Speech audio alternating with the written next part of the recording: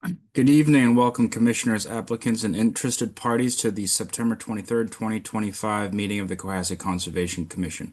My name is Chris McIntyre. I'm the chair of the Cohasset Conservation Commission, and I'll be running tonight's meeting as we implement the Massachusetts Wetlands Protection Act, Chapter 260 of the Cohasset Bylaws governing wetlands protection, and Chapter 263 of the Cohasset Bylaws governing stormwater management.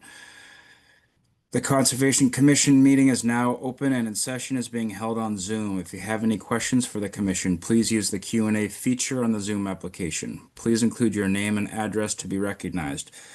When called, please keep your comments to 3 minutes. Present this evening on behalf of the Conservation Commission is the town's conservation agent, Charlotte Pechtel, as well as the Conservation Administrative Clerk, Melinda Wall.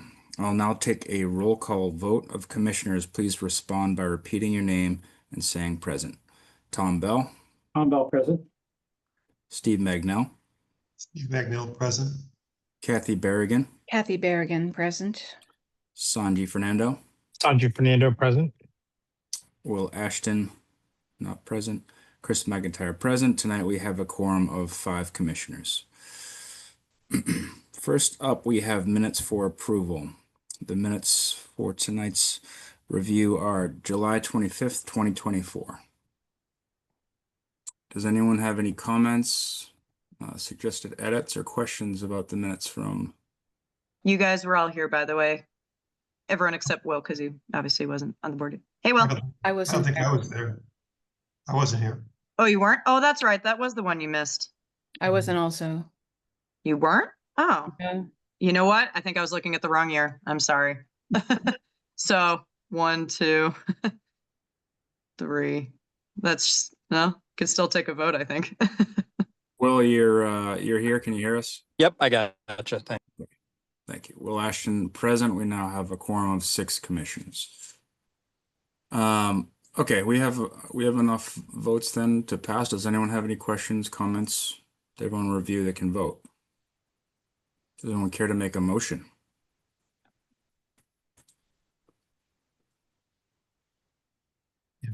Okay. I'll make a motion to approve the minutes. Okay. Do you have a second? Tom Bell, second.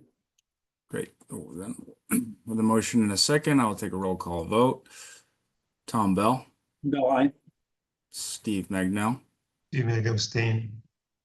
Not Kathy present. Berrigan. Kathy Berrigan, abstain. Sanji Fernando. Sanji Fernando, aye. Will Ashton. Will Ashton, aye. And Chris McIntyre, aye. That vote passes 4-0-2. So the minutes from July 25th, 2024 are approved. All right. First up for public hearings. Tonight we have NOI 25-13 for 94 Black Horse Lane, continued from June 5th, 2025. This is for the Water Department to extend water service through isolated vegetated wetlands and bordering vegetated wetlands from Black Horse Lane to Cedar Lane. Anyone in the audience to promote tonight? Yes. Hi, Brendan. Hi, Brian. Evening, how you doing? Good. Good evening. So for the record, Brendan Sullivan with Merrill Engineers and Land Surveyors. If I could pull up the plan here. So since the last meeting, I believe in June, we had a couple of tasks you had for us. One was to check out if there's any easements to loop this water main over to Westgate Lane, which would be over almost entirely, probably no BVW. I shouldn't say that, there is some BVW on this lot 5A, but there is one easement, but it's an overhead easement that goes through the Stones property and goes back out to this 50-foot wide access and utility pedestrian easement, which goes back down to Black Horse Lane. And there's also a water easement that goes, which is shown in orange here, which goes from that easement down and dead ends, doesn't quite get to Westgate Lane. None of these easements have been transferred to the town or any utility company, from my knowledge. The only easement it really enforces the green easement in green, which benefits Lot 5A. The easement in green is part of Lot 7A, part of the Stones property. And in talking with the water department as well, Westgate Lane really wasn't set up for looping it down there. And the thought of looping it through to Cedar Lane makes the loop a bigger loop. And it was more set up that way on Cedar Lane because there's a fire hydrant at the end of it. I think there's even a stub off the back of it, with the intention of eventually looping through the Cedar Lane right of way over to the end of Black Horse Lane. So that was for the easements. The other thing we were tasked to do was identify the trees that were being removed. We have the trees 6 inches and over surveyed within the work area. We have 13 trees that are 6 inches and over to be removed. And we propose and planting back 19 trees, which are kind of scattered about on the lower end of where the easement is located. Not in the wetland, but mostly in the 50-foot and 25-foot buffer to the BVW and the isolated vegetated wetland. So we're removing 13 trees and replacing 19.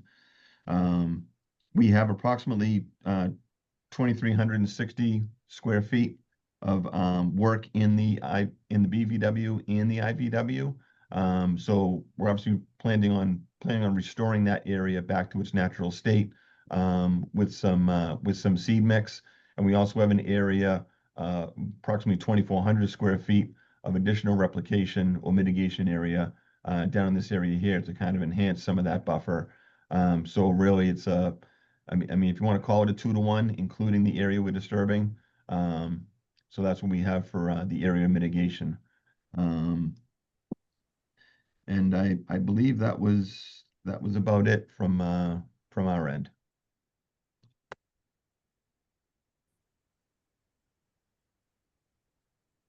Okay, thank you, Brendan. Mr. Sullivan.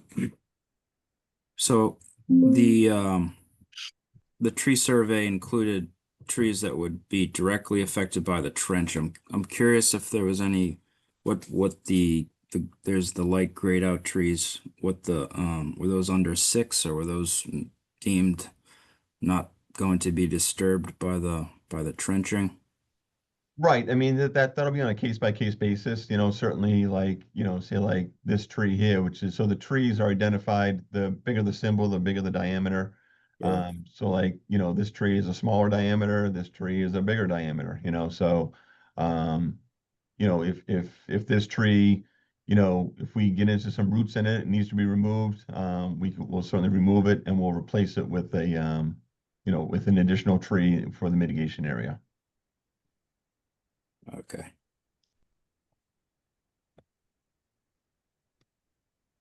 The work area is delineated in the red, and the trench Right. itself is delineated as the gray. So, Okay.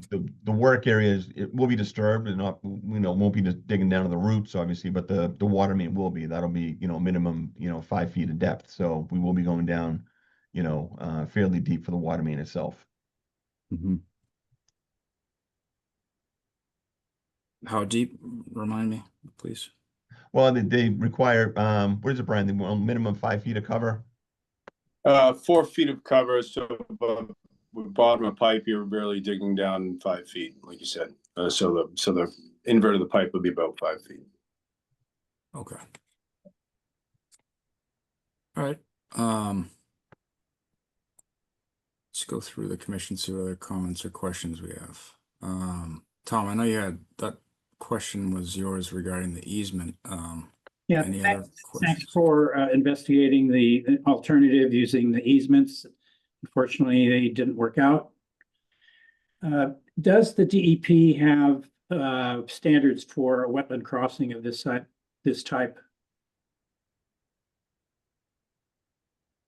You asking me? Whoever can answer. Oh, I don't believe they do. Charlotte, are you aware of any DEP wetland regs for wetlands crossings? Sorry, do you Pretty- mean in terms of like conditions or performance standards? Yeah,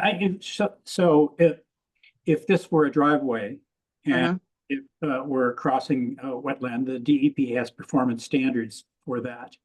And I'm wondering if they have performance standards for putting in buried utility. Yes. This, Brendan, correct me if I'm wrong, you applied for this project as a limited project. So you'd have to go by the limited project performance standards in the wetlands regulations, which I can pull up if we want to see them. But that, I believe those are the only standards I'm aware of, because this, utility stuff does constitute as a limited project, as long as obviously there's no other option. But there are still performance standards for that. Well, in short, it sounds like the answer to that should be yes, we comply, or no, we don't. That would be the easy thing. But if you haven't investigated it, I think we should look at it and confirm that your design is consistent with those DEP standards. Brendan, is that in your NOI application? I can pull it up, or I can look for it. I don't know, to tell you I the truth, thought- honestly. Oh, I thought you had mentioned it in your NOI, but I can double check.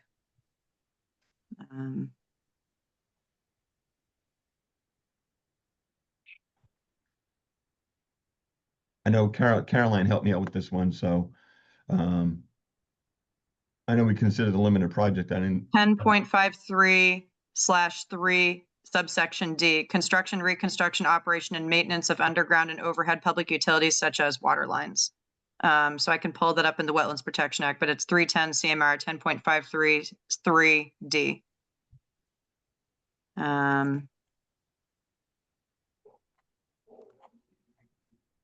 Oh, here we go. Brendan, can I take over your screen? Sure. Yep.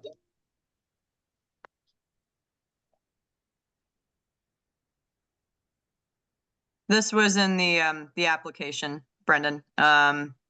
So she's referencing the section I just mentioned. Construction of underground overhead utilities such as water lines may be permitted as a limited project in accordance with the general conditions.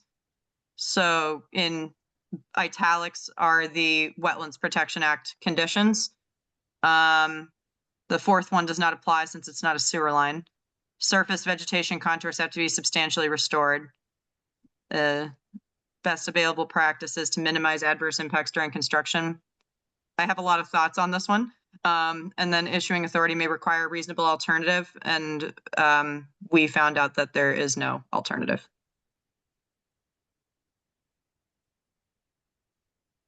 And then we also have additional regulations for our wetlands. We also have an additional restriction of per section 24. We only allow bordering vegetated wetland alteration of 1,000 square feet instead of the 5,000 square feet. Although I don't know if those totals really apply to limited projects. I think those have different alteration requirements, but either way, we don't specify that in this section. So I think it still applies.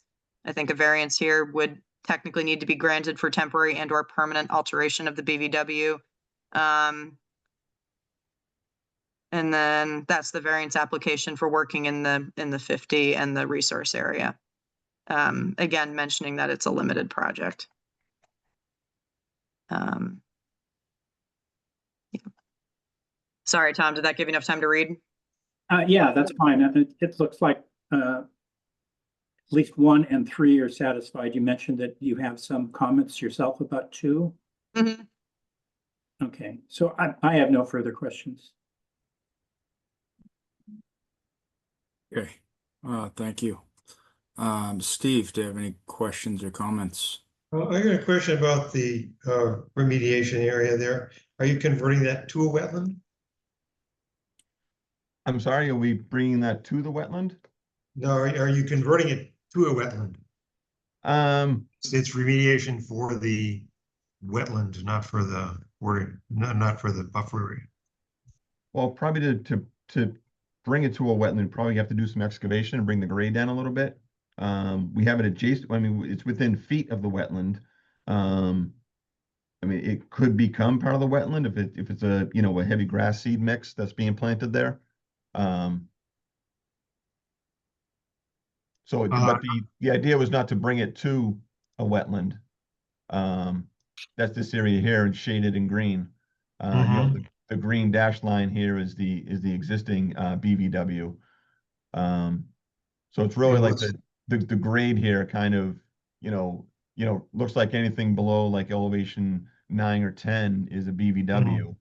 And this is within a foot or two of that. So will it become BVW? A portion of it may, but to make sure it's BVW, I would excavate maybe 6 inches to a foot down to make sure we get closer to groundwater. And then that would probably make it a BVW. What's there now? Just woods and brush, overgrowth. Brendan, when the line is finished and installed with new, I imagine there'll be crushed stone. Is the elevation gonna change? Is it gonna be like a berm type thing? No, we're just gonna bring the grade back to the grade and lines that are there now. We kind of have to do that because, I mean, we do have the isolated wetland here is kind of odd because it's on a side slope. It's really no depression there. It's just a combination of, bad soils and, high groundwater that created the isolated wetlands here. So the water comes, from uphill and flows downhill across sideways. So we want to make sure we want to maintain that. We don't want to create a berm that will trap any water. Nor do we want to make a depression that will collect water, and have do any integrity to the pipe below. So it's really just the idea of, and it won't be crushed stone on the top. We're going to reseed it, so it will be to the lines and grades that are there today. Yeah, I guess I didn't mean on top, but I mean I assume you're gonna backfill with what have you, whatever this. Yeah, we'll backfill with suitable material. I think there's usually a foot of sand around the pipe embedded around the pipe, just so no rocks get into the pipe and cause a break or anything. But so the pipe will be embedded in sand, and then above that will be adequate fill for compaction, which will be minimal here because we'll be through the woods. But we'll still need some sort of compaction there just in case we need to get in there for utilities. I mean, to get it back in there to do a repair or something. Got it. So the intent or the thought is that the wetlands that are displaced or disrupted by the trench will be restored. That's what you've kind of proposed here. Yes. Yep. Okay. All right. Steve, do you have any further questions, or does that answer your question? That was the only question I had.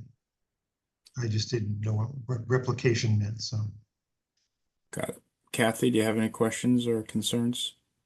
No, I don't. At the moment. Okay. Thank you. Sanji? Sorry, I was on mute. Can we go back to your first answer about, I was trying to understand what you're trying to say about Cedar Lane and why you couldn't come from there. Like, can you expand on that? Like, is it a volume thing or what's going on there? Are you talking about Westgate Lane? Oh yeah, sorry, Westgate, sorry. Well, so yeah, first of all, we don't have easements over there. Westgate Lane dead ends here, and then there's private properties at the end of it. Our property comes down to, I don't have it highlighted, but it comes down to about this point here, and then comes up into here.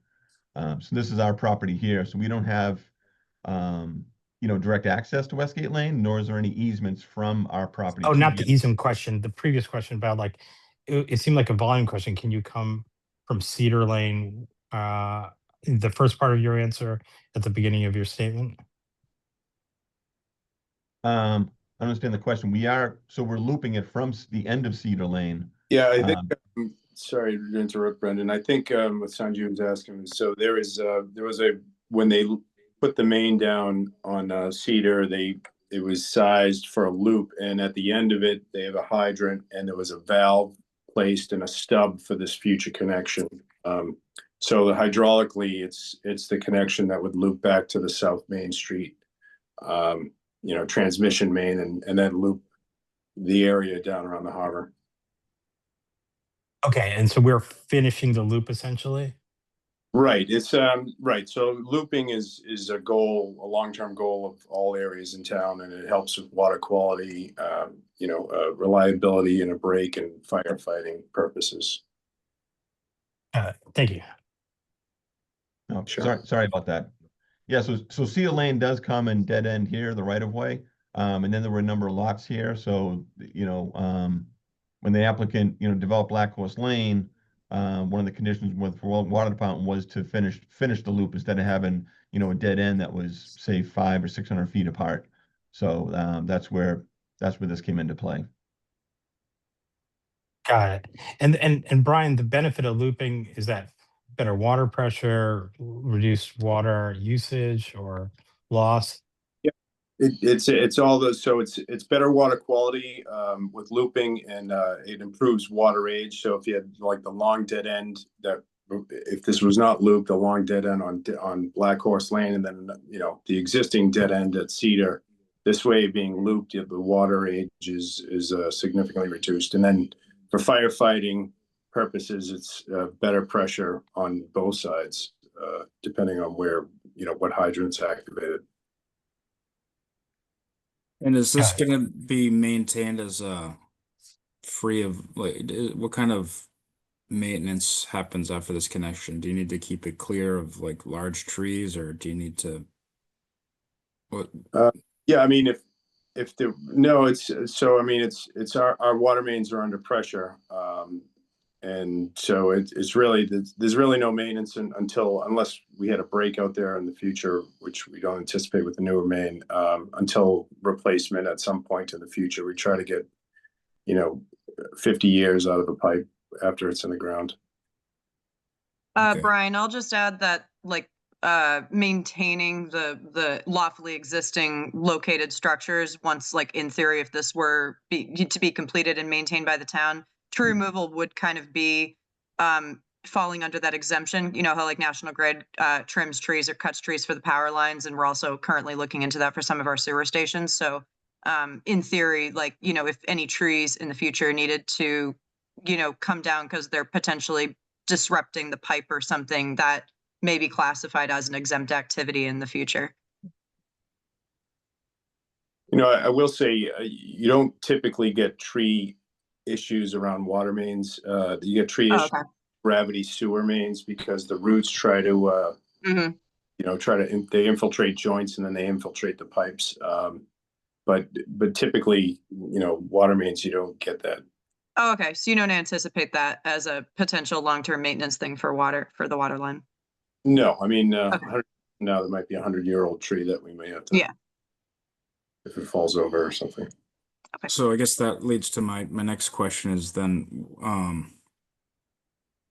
it looks like all the trees, the trees to be planted as replacements for those that are being removed for this trench in the work area are not in the work area. So I guess, is there anything keeping you from planting back over that work area rather than just seed mix? I think the reason being just that trees may help to prevent infestation or more invasive plants from filling in that spot. I think there's quite a few there already. So yeah, the only practice in not planting over mains is for access in the future, you'll have to remove it if there were a leak at a joint. Say we had an earthquake and one of these joints leaked and it was a water main break. So typically we don't plant trees over the water mains or anything else, but it shouldn't be an issue as far as the tree roots impeding any maintenance or operation of it. Oh, Mr. Chairman, I had a second question, maybe building on that. Does the remediation plan of just a seed mix meet the requirements of a limited project, now that we know a little bit more about what a limited project is?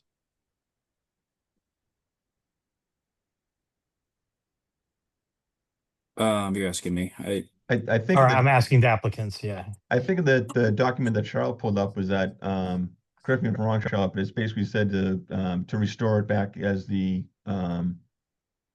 restore the surface back to where it was before, right? Which would be, Yeah, so reasonable alternatives, which seems like there are none. Best available measures shall be used to minimize adverse impacts during construction. I have a lot of thoughts on that one. But surface vegetation and contours shall be substantially restored. The key word is substantially. So that's, I think, in the purview of the commission to decide if this project is meeting all of these standards. But the fourth one, as you can see, is not applicable since it's not a sewer line. So And if this I is, oh, sorry, the language in italics, Sanji, is from the Wetlands Protection Act from the limited project section, which is 310 CMR 10.53, section 3, subsection D. So it's the construction of underground utilities, water lines may be permitted as a limited project as long as it meets these conditions. So maybe to summarize what we're deciding on is a seed mix is substantially represented substantially a substantial effort to return it to its current state. Is what I'm taking away from that. I don't know if anybody's been out there, but it is, you know, there's some scraggly bush there, but it's really, I mean, you can pretty much walk through the easement pretty easily. We did meander the line within the easement to stay away from some significant trees to, you know, try and maintain those. I mean, I would say maybe if, you know, but hearing from Brian, I think we do want some quote unquote access out there in case there is a break. Because I would say, you know, well, we could put back some of the scraggly brush, you know, some plantings out there, you know, high bush blueberry or something that would, you know, satisfy you on top of the seed mix.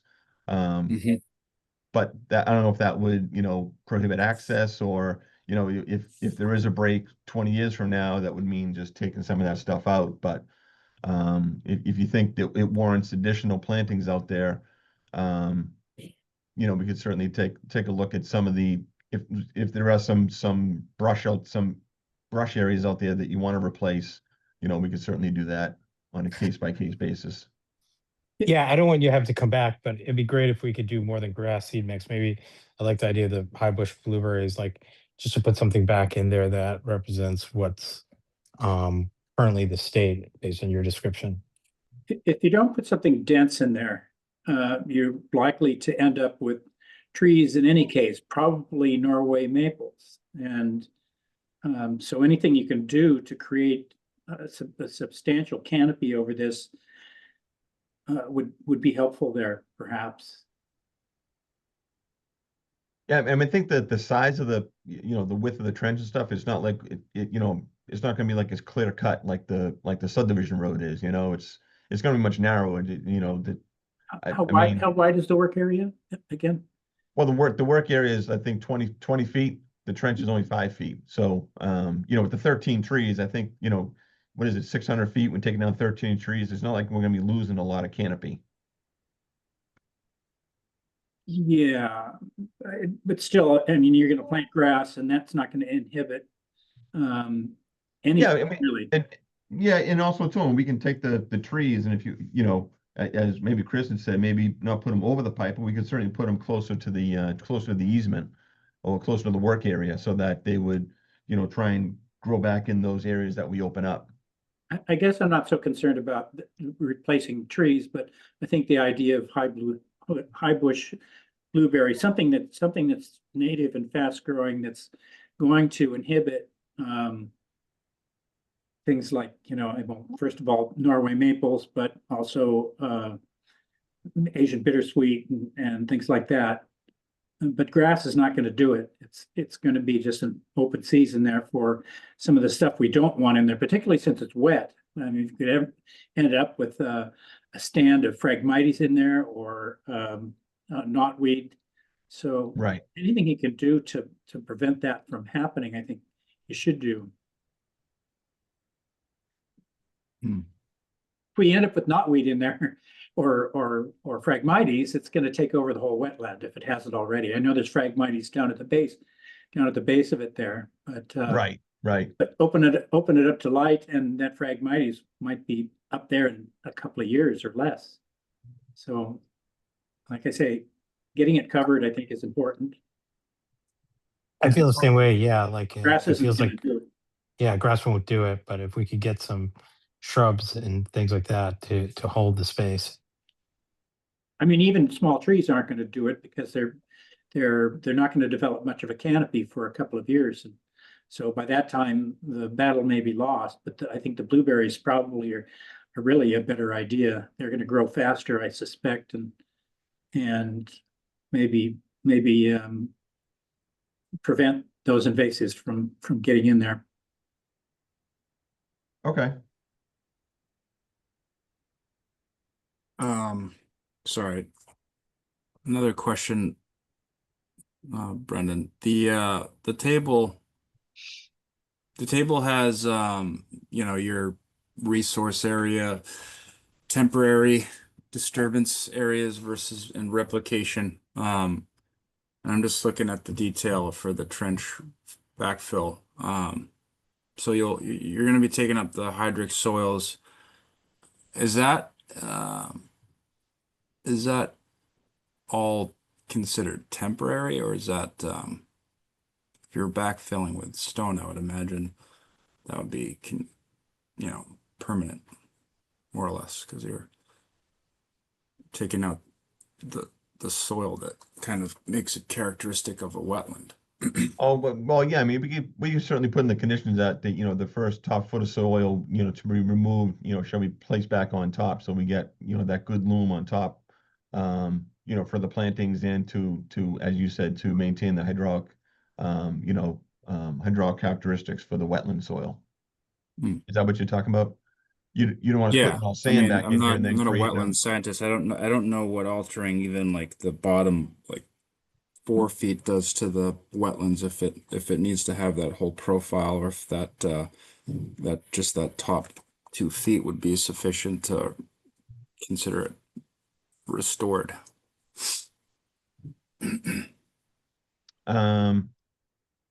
I don't know that answer. I'm not a wetland scientist as well, but I could certainly consult with one and figure out if, make sure that we're putting, in most of this backfill, once again, it doesn't have to be structural per se, because there's no road going on top. So I think we're planning on just putting, the bed of sand and then the material that's coming out of the trench putting back in. So it will be the same, Okay. I say. So it says gravel, but it doesn't the spec Right. of it Gravel doesn't and or other necessitate- natural material compacted, so.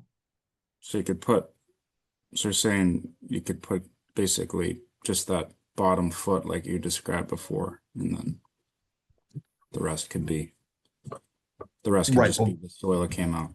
Right, yep. Okay. Okay. Charlotte, I know you had some other questions. Can you want to go through what I haven't been out there. I'm the more we talk about it, I'm a little bit more interested in seeing what it this looks like. But Charlotte, what do you have? What you said you had a few comments. Brendan and Brian, I'm happy to my recommendation tonight was just to, as I mentioned in my emails, to just kind of update the commission, since it's been a while since they've seen this project. I was definitely trying to draft conditions of if this project were approved. I was trying to draft conditions, but there's a lot of moving parts here. You have more than one party who submitted the application. The work is on 2 different properties in 2 different areas. It's a lot of heavy wetlands work. So I was going to ask about a wetland scientist, and in terms of logistics and, who's paying for what and who's doing what, how is this going to be maintained? Who's going to inspect this work in the future? Because usually restoration and replication areas have a monitoring period. So I guess before I drafted all those conditions, and before I started potentially confusing people, I didn't know if it would be best to maybe meet offline and have us meet together and go over those and then bring those back. I don't know if the town or the owner of 94 Black Horse Lane has hired a wetland scientist to help with oversight with this project, but I would highly recommend it here. I mean, we had it for the sidewalk project, so this is definitely through to wetlands. We're going to at least need to see wetlands professional oversight to ensure that the restoration work is substantially restored as quoted in the limited project requirements. So instead of having that conversation here, because that's a lot of obviously back and forth, and maybe we don't want to have the commission be privy to all those conversations in terms of financial stuff. I don't know if it was best to like meet, come back, and then finalize if the commission has no other further comments tonight. Yeah, that sounds like a plan. Okay. Yeah, Yeah. that sounds good to me as well. We haven't hired, so John Zimmer did the wetland delineation Yep. for, 94 Black Horse. Yeah. And continued up in this area, so we could certainly get a hold of John and, Yeah. And get I didn't want get to him like, on board for some monitoring. yeah, I didn't want to pigeonhole anybody, but I will just say that I did speak with John Zimmer about this project when it was first submitted. And actually, John does have, he said that he has experience in looking at these types of limited projects. He did Okay. mention a lot of different construction methodologies and BMPs and wetlands restoration techniques and things like that. So I think he would be really good to consult on this project. And possible oversight to carry out the order of conditions, because, I obviously, I'm not a wetland scientist, so I wouldn't be able to officially, judge if the entire plan and the wetlands are substantially restored. And so I think we would need that oversight from a wetland scientist to weigh in on that. And then that would help with the future certificate of compliance request, especially if there's like a wetlands report or something like that, where, John or someone can confirm that they were at the site, they saw the plantings go in, they saw the soils put back. They believe that everything is hydrologically still functioning and connected, and there's no fragmentation and incorrect fill going back in the trench or something like that could impede wetlands functions. So that's definitely like a lot of the moving parts here. And that's just the trench work. Obviously, the planting work is on 94 Black Horse Lane, so I don't know if there's been any conversations about if the owner of that property is going to help with some of this work. Or if they're responsible for it, since it's not on the town's easement. Right, yeah. Well, yeah, he is obviously, because the main's going through his property as Right. well to connect up to Yeah, Black Horse. yeah. So, yeah, Nino's certainly involved. I don't think he's on the Yeah. call tonight, but No, and that's okay. That's why I figured it was best to maybe put all our heads together offline and then come back and then give the commission the proposal with, whatever additional comments that they had tonight. sure. Sorry, Chris, didn't mean to take over there, but that's kind of why I didn't really draft No, a long, no. complicated set of conditions that may not make any sense. No, thank you. That makes sense to me. I think also just in the conditions as we are, and I think if we're doing that, perhaps it would be a good idea. I don't know if any other commissioners would like to walk this, but I for one would appreciate it. I don't know what access is like being, if it's the town's, if we can just walk directly through it, if it's the town's already. But yeah, I think that maybe the best, because there's not a lot of room at the end of Cedar Lane. Cedar Lane's more or less almost like a glorified driveway. Maybe coming off the new Black Horse Lane extension. This is all done, paved, binder down. So, and there's nobody up there right now. No house is going up yet. So be more than happy to have you go up there and access it through here. I can have it staked out so because once you walk down off the cul-de-sac, you kind of in no man's land down there. It's just a bunch of trees in a forest. So we can certainly stake that out so you can walk it up to Cedar Lane and then walk back. does it? Yeah. It's just me. I don't know. Do any other commissioners feel like a site visit would be beneficial? I do. Site visits are always beneficial, I think, particularly in complex projects.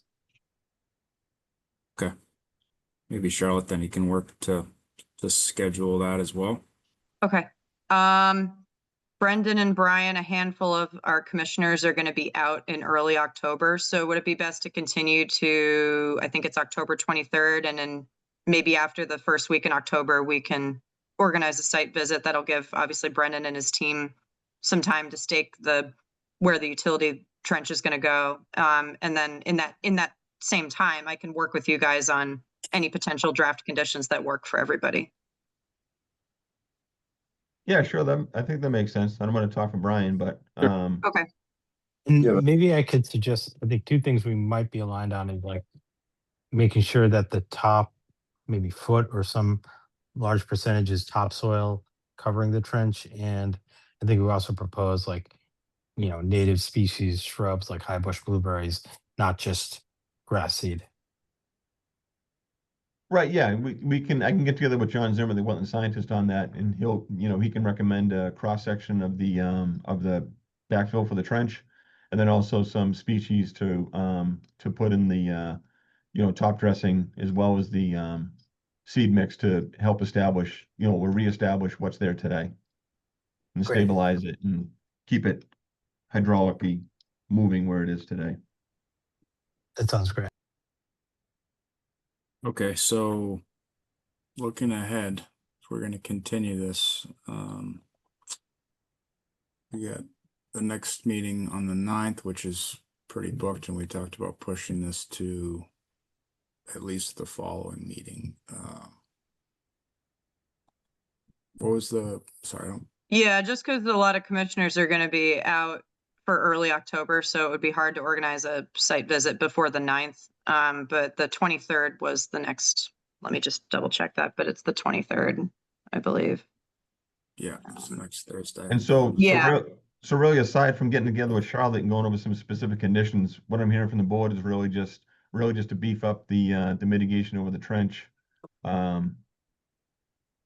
At this point, not expanding the mitigation area, or just, certainly, like I said, we'll do additional trees if we find that, that this is a 24-inch oak that's 3 feet off the trench. We should probably take it down because we're hitting significant roots. So if we do have to take another tree down, we'll add another one in replacement. But Yeah, and I think just verifying that detail is, that there's no standard, that they'll be able to replace that profile, Right. that hydric soil. Yeah. Any other? I think also if there's, other trees that are not necessarily taken out, but there's going to be probably root impacts along the way that will condition this so that there's some sort of monitoring after the fact. And if trees that were otherwise healthy are dying, then for some period of time, typically I would say like three years is our standard for replacement plants, something like that. I don't know if Charlotte, you already had something that of that sort of thing in mind for the conditions. Not for long-term replacement, but for like the replacement of the planted trees, the monitoring period is 3 growing seasons in our standard conditions template, but not like the existing trees around the area, if that makes sense. So if that's something the commission wants, I can look into that. Okay. Yeah, we can consider that. I mean, it seems, I think a site walk, maybe following the site walk, we'll have a better idea. But, Okay. Okay. I seem to Brendan, recall at least one other hearing where we conditioned it so that if the healthy trees that were, the roots were impacted or excavators drove over their root structures, that we wouldn't look at those, but I may be wrong. Okay. So I guess, Brendan, once you've staked out the site, and obviously after you've spoken with Brian and everybody, just let me know and I can reach out to the commission for their availability and maybe try to set up a site visit after that first week in October. sure. I mean, I don't know if you want to use site visits too. I mean, if it's, it's, I can let Nino know. I'm sure you won't have a problem with, if you want to go down there. Oh one at yeah, a that's right. time. Nino too. Yeah. If you want to get down there at your leisure, that's fine too. Okay. Actually, yeah, that's a good question. Does the commission just want to walk down there by themselves whenever the site's staked out, or do you guys want to actually go as a group? Typically we go as a group, I but think, I mean, I'd be fine going whenever, but just let us know when it's staked out. And okay. I don't know. Okay. Does anyone else have an opinion on that? I think it's more beneficial to go as a group, and it's not practical for Brendan or anybody else, the applicant's team, to try to be there for everybody when they arrive independently. So if we want to be able to ask questions on the site, we should all go as a group. Okay. It's nice to have plans. So yeah, that's a good point. Great. Yeah, so let's try to book something. I mean, if some of us can't make the date, then it's good to still have an opportunity to walk it alone. But I think we should try to do it as a group. Yeah. Okay. Good. Any other questions, commissioners and Charlotte, anything else? No, that was it. At least in terms of the limited project standards, for substandard 2, I can try to put those in conditions that work for implementing this project, and see if the commission has any thoughts on that. But I have to work through those first. Okay. Well, then work on scheduling that. We'll get out there and we'll continue this to October 23rd. Thank you, Brendan. Great. Thanks, Brendan. Thank you. Thank you, Brian. All right. Have a good night. Thanks. Good Thanks, night. you Thank too. you. Good. All right. Next up, we have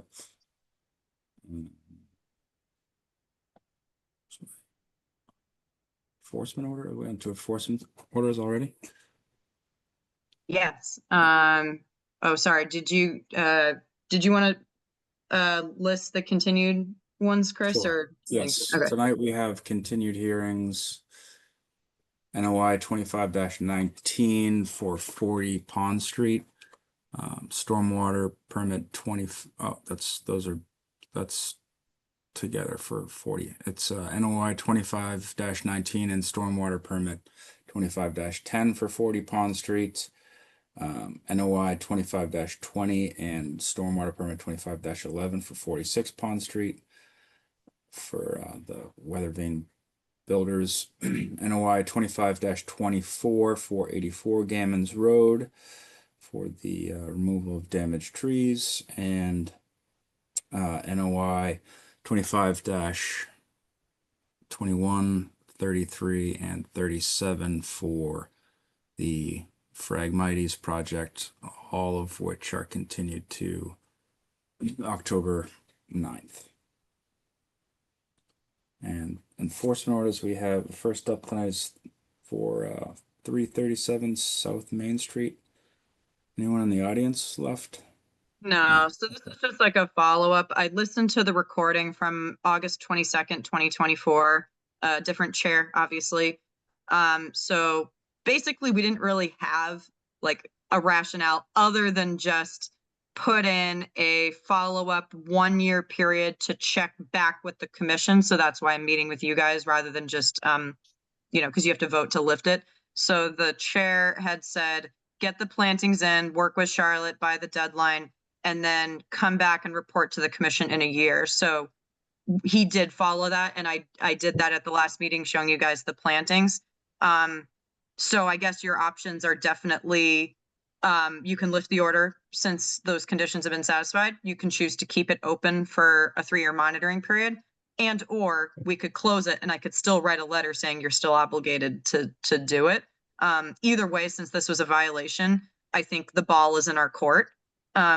I would definitely recommend a monitoring period. I don't know if it needs to be a formal enforcement order, but we do have that for other enforcement orders. So we have kept the enforcement orders open for monitoring periods for other tree violations.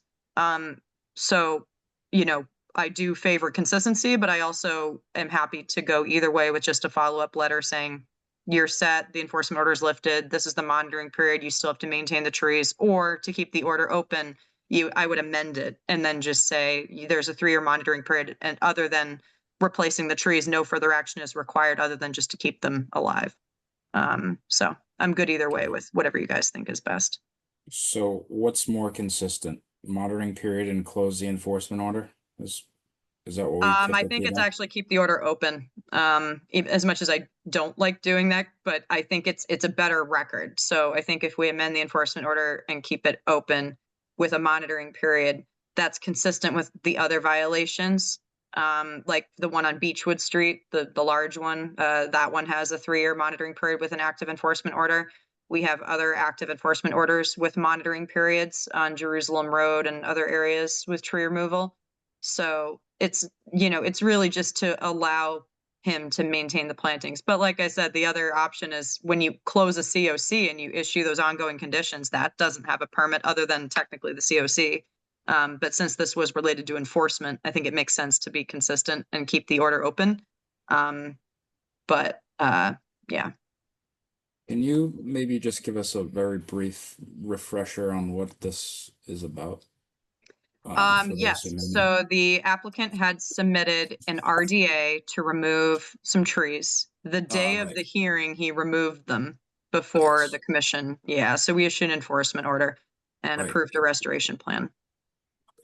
And what,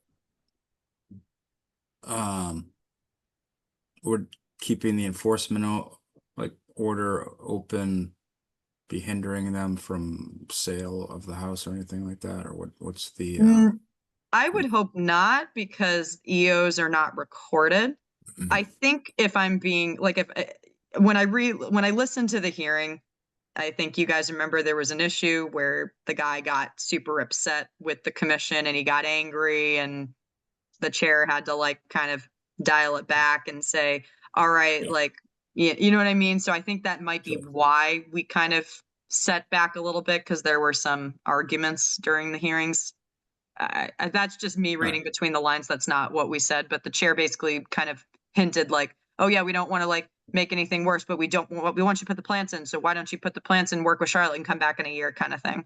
So, yeah. Right. What are any other thoughts on leaving it open, closing it during and Yeah, I'm just, either way, I'm doing it- good. I'm just saying we usually I hear keep I'm just seeing, anyone else have an opinion on whether or not we keep it open or close it during a monitoring period of our standard 3 years?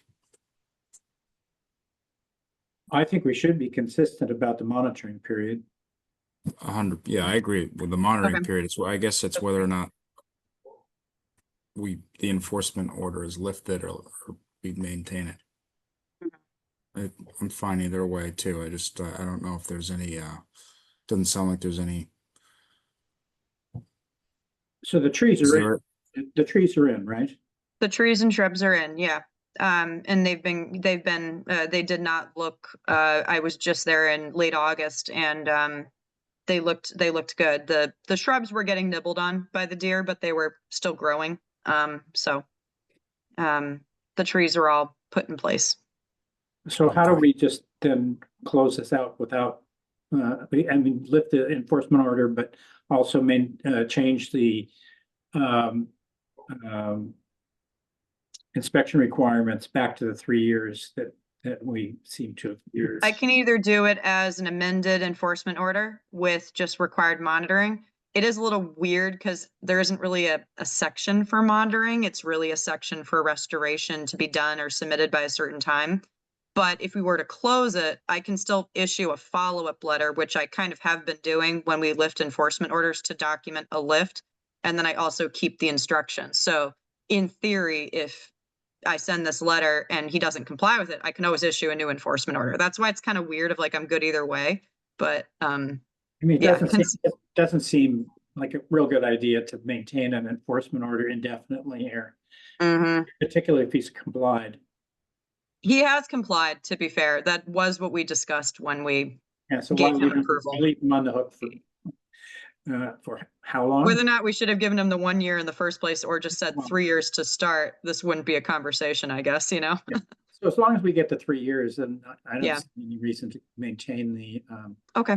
enforcement order, but that's just my opinion. Okay. Okay. And Steve, any thoughts? How do we so we can condition this? We can lift the enforcement order and condition it to that we monitor for 3 years?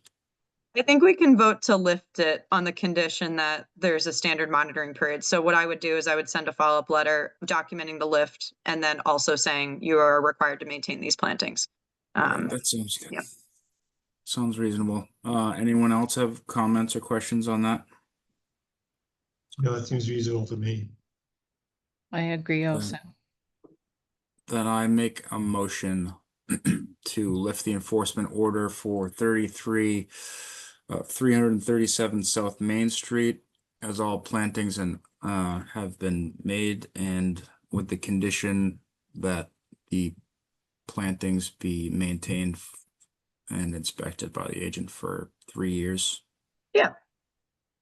Do I have a second? Tom Bell, second. Okay, with a motion and a second, I'll take a roll call vote. Tom Bell, Tom Bell, aye. Steve Magnell, Steve Magnoll, aye. Kathy Berrigan, Kathy Berrigan, aye. Sanju Fernando, Sanju Fernando, aye. Will Ashton. Do we Oh, lose I'm Will? sorry, Chris. I forgot to mention this, but Will jumped off at 6:49 PM during the 94 Blackhorse Lane hearing, so we had a quorum of 5. Sure. I'm sorry. I got distracted. Chris McIntyre, aye. That vote passes 5-0-0. Great. Yeah, sorry about that. I was supposed to say that at some point, but I forgot. it's Okay, cool. Thank you, guys. I'll send him a letter, and then either way, I'll still check in with him and make sure that those plantings are still alive. Okay. Couple COCs left on the Yep. agenda here. Yep. So I can probably present these together. I don't know if you guys read the documents, but this is for 132 CJC. This was related to the Greenbush line. Two slightly different applicants, but still relevant to the same site.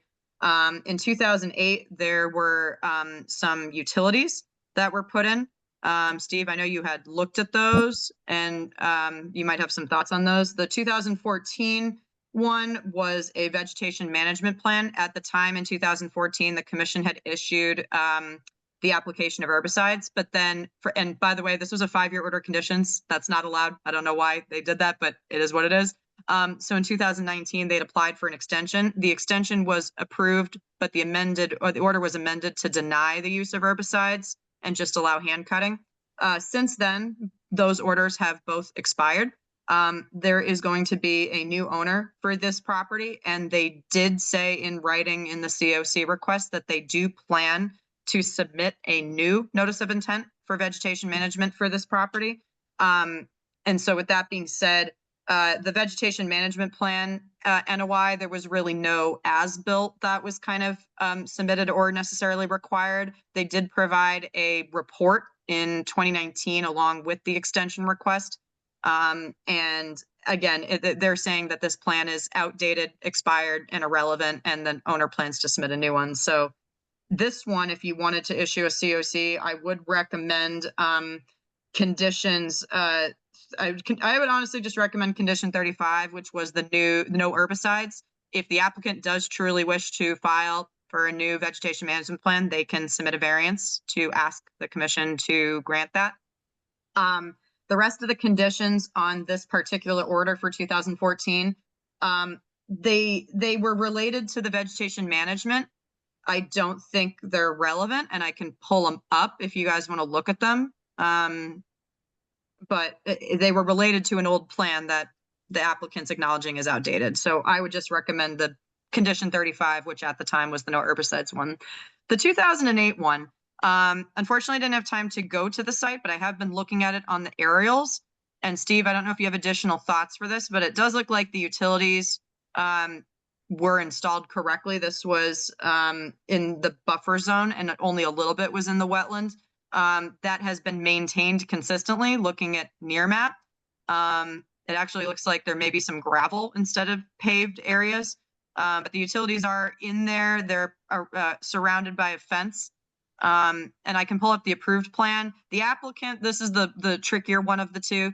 The applicant did not submit a formal as-built as part of this order of conditions specifically. What they did was a land survey, probably for the new owner. And the land survey kind of incorrectly labels it as a cell tower. It was technically more of a, Steve, what was it again? It was a, The Coast Guard telecommunications tower. Yeah. I don't know if the Coast Guard's still losing it or not.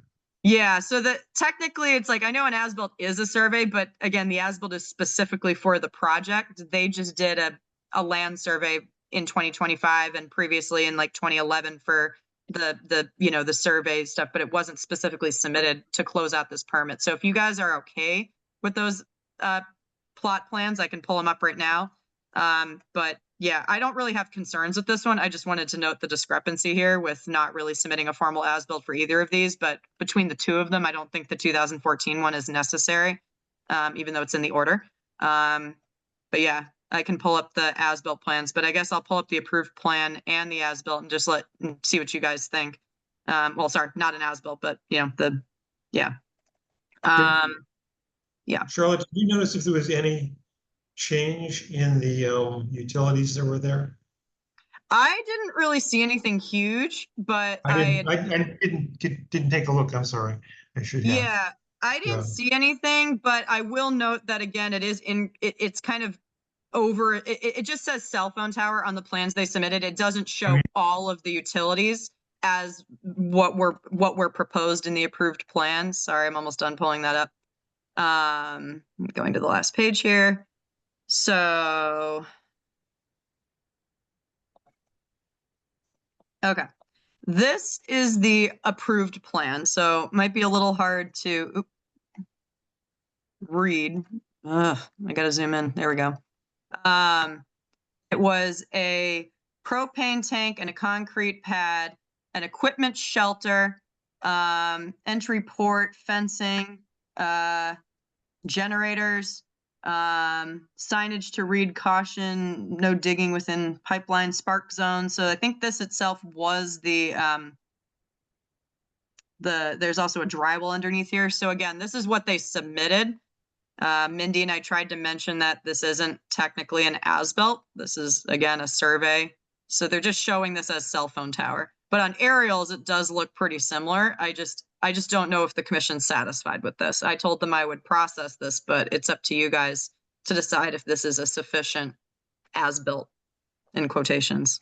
And then this was the other plan that they had submitted. This one's even harder to read, so I had to print this out and zoom it in. But this was a previous survey that they had done showing the, the area in here. They're still calling it cell tower, by the way.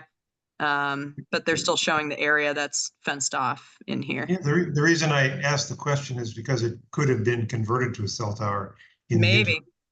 That was 10 years ago. And I can pull up near map. Hold on.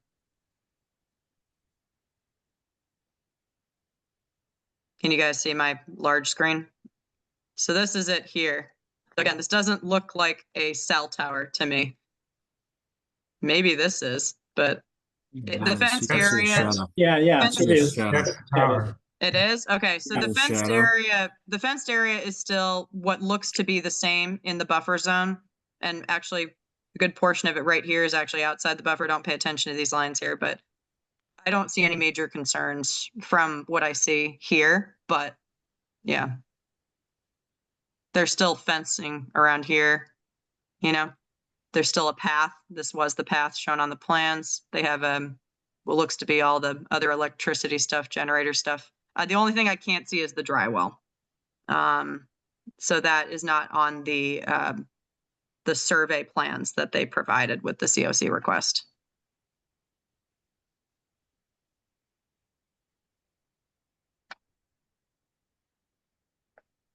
Sorry, my computer's about to die. Just give me 1 sec. I'm going to plug in my charger. Do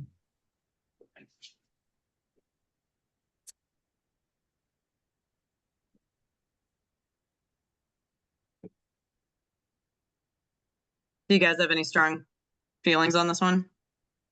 No. No. Okay. So yeah, with both of these, I would just recommend the standard condition 35, no herbicides. There were no plantings with either of these projects, no restoration with either of these projects. Yeah, I don't think I can pull up the order for 2008, but I don't think the conditions are relevant. Just because they pertain to things that happened during construction, not things that are really relevant now. This was part of the old template, by the way, before we had revised it. All these conditions are related to construction and CCA treated lumber. This one giving the commission the right to access the property. I don't even know if that's legally enforceable. So putting that perpetually in a COC, I have no idea. So yeah, going through all these conditions, they just don't look 16, 17. I don't think they're really applicable to the 2008 utility project. So this is like, again, the construction, responsible for keeping a copy on site, not having construction bury holes, excess soils removed outside all protected resource areas. Again, this is relevant during construction, no site alterations. I don't have anything past the approved plan. Approved alteration zones, that all relates to the actual work that was done. So not necessarily ongoing conditions other than just 35, which is no herbicides, et cetera. Okay. Good. Well, then I'll make a motion. I make a motion to issue a certificate of compliance for notice of intent 829 at 132 Chief Justice Cushing Highway with the ongoing condition 35 for no use of herbicides, pesticides, fertilizers within the 100-foot buffer zone. Do I have a second? Tom Bell, second. Okay, I'll take a roll call vote. Tom Bell, Tom Bell, aye. Steve Magnell, Steve Magnell, aye. Kathy Berrigan, Kathy Berrigan, aye. Sanji Fernando, Sanjay Fernando, and Chris McIntyre. Aye, that vote passes 5-0-0. And I will also make, does anyone want to make another, the other motion? I'll make a motion to issue a certificate of completion for notice of intent 1435 at 132 Chief Justice Cushing Highway with the ongoing condition 35, no use of herbicides, pesticides, or fertilizers within the 100-foot buffer zone. Do I have a second? Tom Bell, second. Thank you. I'll take a roll call vote. Tom Bell, Tom Bell, aye. Steve Magnell, Steve Magnell, aye. Kathy Berrigan, Kathy Berrigan, aye. Sanji Fernando, Sanjay Fernando, and Chris McIntyre. Aye, that vote passes 5-0-0. Awesome. All right, I'll be really quick with updates. 3A construction continues. Quick follow-up from the last meeting. We did get the utility company to remove all of the felled tree debris out of the intermittent stream. It's going to be, the intermittent stream is going to be completely relocated, but just in the meantime, you're not allowed to throw stuff in a resource area. So that was cleaned up. We're still waiting on a dewatering plan. DEP had some concerns with it. So I'm going to check in and see if there are going to be any revised plans. The Pond Street sidewalk has started construction. They haven't done paving yet, but I was out there with Brad Holmes and DPW and the engineers looking at the project. Previously, DEP actually did do a site visit for this one for the water quality certification. We do not have that yet, so we do technically need that. I'm going to be out there in a few weeks, potentially, to look at the bordering land subject to flooding replication area, or the compensatory flood storage area. There were some hazardous trees that had to come out after assessing them with Brad, who's a certified arborist, and with the town tree warden. It was only 2 additional trees that were right up against the limit of the sidewalk. They're not on any other property, so they were still in the town right away. Those are the only changes for that one. You guys may have seen the library patio project, the one that's right in front of the library on the corner of Sawyer and Ripley. That one has started. That was just a stormwater permit. They are going to connect the existing downspouts and gutters from the front of the building into the system. I did speak with the engineer about this. It's a 6-chamber system that's going in, so there's still more than enough room in the system to handle that extra runoff. It really won't change the calculations. It'll just it'll actually improve the the smaller storm events, but it'll stay the same for the larger events. 339 Jerusalem Road. This one was actually an enforcement order that I was kind of referencing earlier. The plantings a year later, they look good. I was out there earlier this week. There's a little bit of Phragmites takeover in the area where the large drainage pipe is daylighting. but it's not affecting the plantings at this time, which were a lot of, like goldenrod, native coastal shrubs. So that whole area in the coastal zone is still good. The enforcement order is active for the monitoring period. And then 34 Flintlock Ridge Road, this one's been a little, this one's basically been slow. I won't mention details, but the owner has a lot going on that are kind of, it's really difficult to deal with that while she's, dealing with this. So I followed up with Brad Holmes. The site has become revegetated. This was the one where the contractor like disappeared from Indiana and he like filled the wetlands in. The wetlands now are pretty much 95% jewelweed. Jewelweed is a native species that does grow in wetlands, but it takes over, so it doesn't allow for any biodiversity. There's still a section in the wetland that has fill and rock, so obviously the vegetation has grown completely around it, and so that fill still needs to be removed. The owner has hired a contractor to take out the fill, but we're still figuring out what to do with this wetland area of, do you rip out the jewelweed, do you leave it? So I'm waiting for Brad Holmes to go to the site. I confirmed that with the owner that was okay. I'm going to have Brad look at it and give us a report. And if we need to change the plan, either just keep all the jewelweed there, put in some species around the edge. If there's anything we need to do to modify it, I'll definitely let you guys know, and you guys will just have to make sure that's okay for the active enforcement order. So I may put that back on an agenda, just not the 10-9 one. So yeah, just letting you know that is ongoing. And then for other updates, you guys saw that the fee schedule is on the agenda for October 9th. I will have town council on the meeting unless they bail on me last minute. So this one will awkwardly kind of have to go first on October 9th, just so that you guys can get town council's time with any changes that you guys want to make. Steve and Will have already looked at it. I'm going to put, Steve, I'm going to put your email and Will's email in the drive. I'm not going to make any changes to the documents. I'll present the changes or to the fee schedule at October 9th, and then I'll go through everyone's comments and then obviously go through your feedback. And if we do need to make any changes, town council will be there.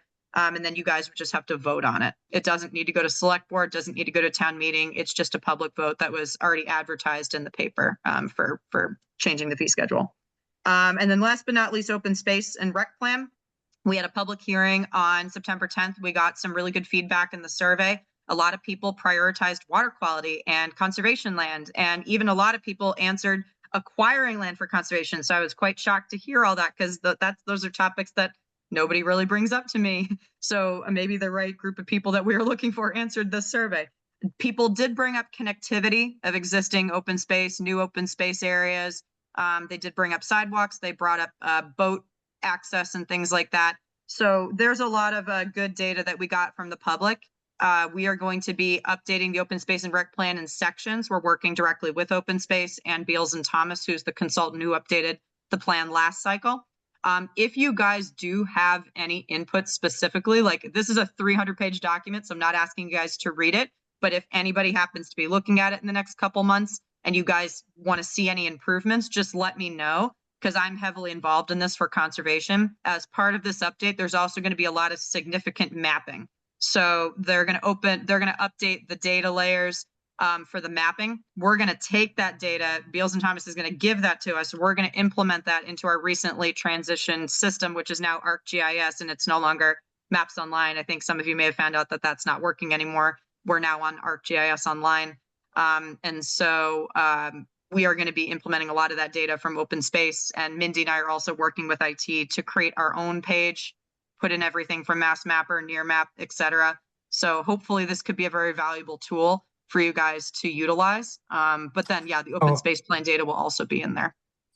Wait, so we're losing the Nearmap subscription? Oh, no, I'm sorry, not Nearmap. Maps Online was our GIS system for the town. So now officially the IT department has transitioned everything into ArcGIS. So eventually this will be a tool that pretty much most of us internally will be able to look at, and then a few of us will have the editing access. So depending on the needs and the number of licenses, you guys will definitely all eventually get viewing access because you have Cohasset emails and you can still work through that. And then eventually in the long term, there will be a view for the public. So right now we're in that transition phase, but conservation didn't have a real Maps Online page. So Mindy and I are starting from the ground up. We're starting with collecting data from the state databases and eventually from this open space and rec plan. Sorry, I kind of turned this into a GIS update. But obviously for all of you GIS wizards on this call, if you guys do have data that you want us to consider, to look at, to update, to implement, to put into our town GIS page, I think that would be really beneficial. Eventually, I told Mindy that I would like to put in my own data, like with wetland flags, site plans, as-built, wetlands lineations, and basically combine Maps Online, everything into one source so that it'll be a really valuable tool for you guys to review projects, and for me. So sorry, turned into a GIS update, but yeah. Sanjay, did that answer your question? Sorry. Yeah, thanks. Yeah, no, you still have near map. You're still good on near map. Do you have any idea what the layers that they're going to import are? Right now, we're looking at the maps, mass mapper layers, and we've been told that it'll be integrative. So when the state updates the data, it'll be automatically updated on our system. So we don't have to continuously update the layers ourselves. So that'll be really nice. So that mass mapper and our GIS will be in sync. There's a lot of really useful land management tools that I will be putting in. They're called Biomap and a few others. They are not regulatory based, but they are definitely good for looking at the conservation value of a parcel. And that's what I'm learning in my land protection course, but I'll have all that data in there. Mindy found an excellent site on mass.gov that literally shows where all the Chapter 91 licenses are. And 4 years into this job, I did not know that was a thing. So we're going to put that in there. We're probably going to put in some flood data. I got to look at that. I'm considering SLAM model stuff, but that's a little too advanced for me. So I might dial that back. But yeah, Tom, if you have any ideas, Steve, Sanjay, Chris, Kathy, if you guys have any ideas of what you'd want to see on our internal GIS that may or may not eventually all be public, just let us know, because we're just slowly working through it. We don't have anything, so we're starting from the ground up. So it's not like a priority that'll be done next week. It'll be a slow process for us. Good. Yeah. Getting up to modern times. 48-hour updates. I don't have anything. Does anyone else have anything? No? Okay. I don't think so. Cool. Yeah, that's Great. all I had for you guys. Anyone else? Anything? No updates? Okay. Well then I'll take it. Yay. Before 8 o'clock. I don't get many of these, so. Yep. Sorry, the next Um, meeting's gonna be long. I will update on my schedule for the week of the 9th, but Okay.